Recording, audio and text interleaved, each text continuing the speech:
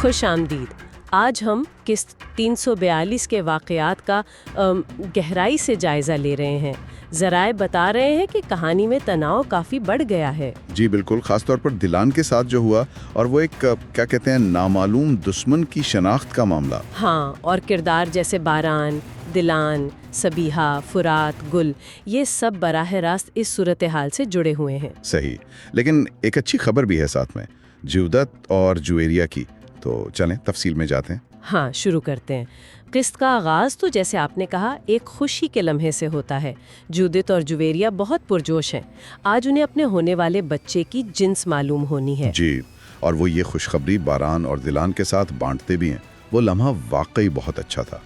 लेकिन ये खुशी ज़्यादा देर नहीं रहती है ना, फौरन ही खतरे की घंटी बजने लगती है। बिल्कुल, कदर आप आती हैं और बारान को एक बहुत तशवीशनाक खबर देती हैं।